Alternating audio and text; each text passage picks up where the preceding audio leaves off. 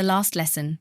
I started for school very late that morning and was in great dread of a scolding, especially because M. Hamel had said that he would question us on participles, and I did not know the first word about them. For a moment I thought of running away and spending the day out of doors. It was so warm, so bright. The birds were chirping at the edge of the woods, and in the open field back of the sawmill the Prussian soldiers were drilling.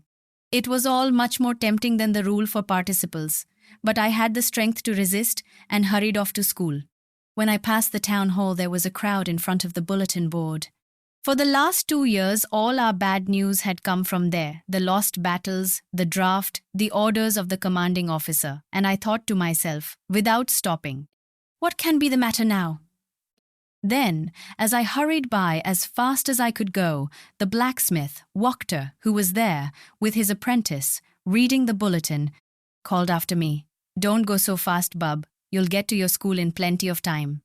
I thought he was making fun of me, and reached M. Hamel's little garden, all out of breath. Usually, when school began, there was a great bustle, which could be heard out in the street, the opening and closing of desks, lessons repeated in unison, very loud, with our hands over our ears to understand better, and the teacher's great ruler rapping on the table. But now it was all so still. I had counted on the commotion to get to my desk without being seen, but of course, that day everything had to be as quiet as Sunday morning.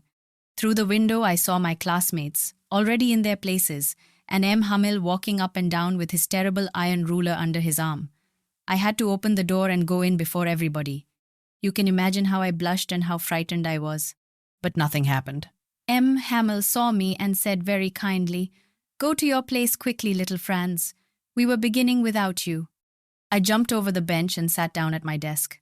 Not till then, when I had got a little over my fright, did I see that our teacher had on his beautiful green coat, his frilled shirt, and the little black silk cap, all embroidered, that he never wore, except on inspection and prize days. Besides, the whole school seemed so strange and solemn. But the thing that surprised me most was to see, on the back benches that were always empty, the village people sitting quietly like ourselves, old Hauser, with his three-cornered hat, the former mayor, the former postmaster, and several others besides.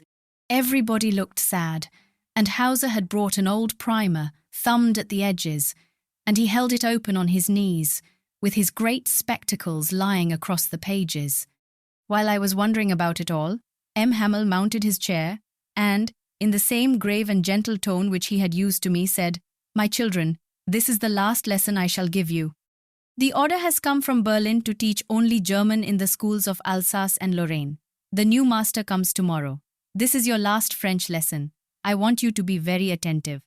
What a thunderclap these words were to me. Oh, the wretches! That was what they had put up at the town hall. My last French lesson! Why, I hardly knew how to write. I should never learn any more.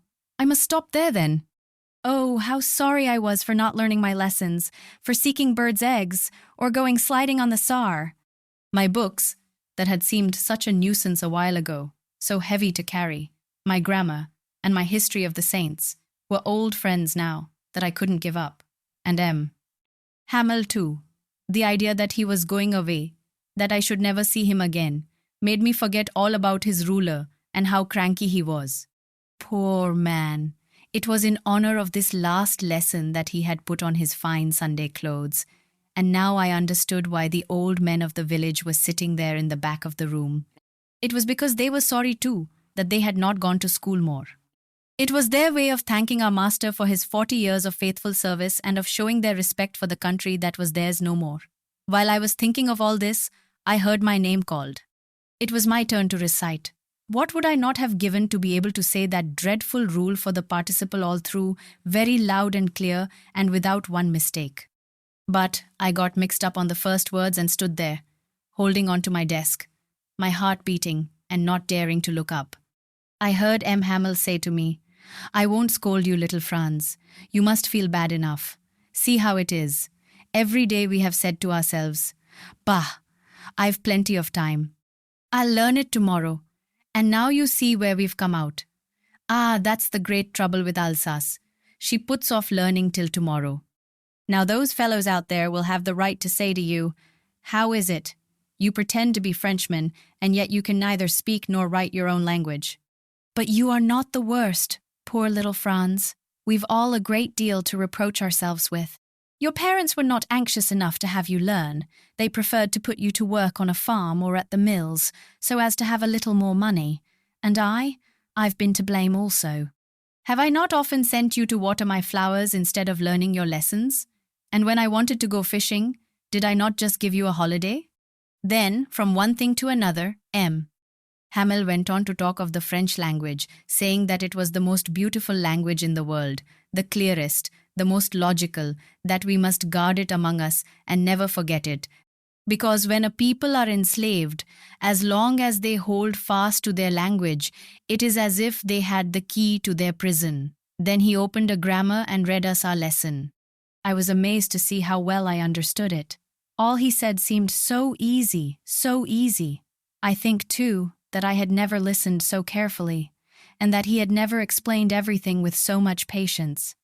It seemed almost as if the poor man wanted to give us all he knew before going away, and to put it all into our heads at one stroke. After the grammar, we had a lesson in writing.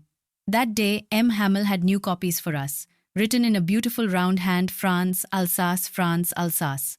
They looked like little flags floating everywhere in the schoolroom, hung from the rod at the top of our desks.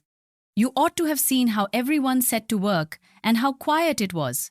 The only sound was the scratching of the pens over the paper. Once some beetles flew in, but nobody paid any attention to them, not even the littlest ones, who worked right on tracing their fish hooks, as if that was French too. On the roof the pigeons cooed very low, and I thought to myself, will they make them sing in German, even the pigeons? Whenever I looked up from my writing, I saw Hamel sitting motionless in his chair and gazing first at one thing, then at another, as if he wanted to fix in his mind just how everything looked in that little schoolroom. Fancy. For 40 years he had been there in the same place, with his garden outside the window and his class in front of him, just like that. Only the desks and benches had been worn smooth, the walnut trees in the garden were taller, and the hop vine that he had planted himself twined about the windows to the roof. How it must have broken his heart to leave it all, poor man, to hear his sister moving about in the room above, packing their trunks, for they must leave the country next day. But he had the courage to hear every lesson to the very last. After the writing, we had a lesson in history, and then the babies chanted their ba, be-bye, bo, boo. Down there at the back of the room, old Hauser had put on his spectacles and, holding his primer in both hands, spelled the letters with them. You could see that he, too, was crying. His voice trembled with emotion, and it was so funny to hear him that we all wanted to laugh and cry. Ah, how well I remember it, that last lesson. All at once the church clock struck 12, then the Angelus. At the same moment the trumpets of the Prussians, returning from drill, sounded under our windows. Hamel stood up, very pale, in his chair. I never saw him look so tall. "My friends," said he, I, but something choked him. He could not go on. Then he turned to the blackboard, took a piece of chalk, and, bearing on with all his might, he wrote as large as he could. "Vive la France!" Then he stopped and leaned his head against the wall, and without a word, he made a gesture to us with his hand. "School is dismissed. You may go."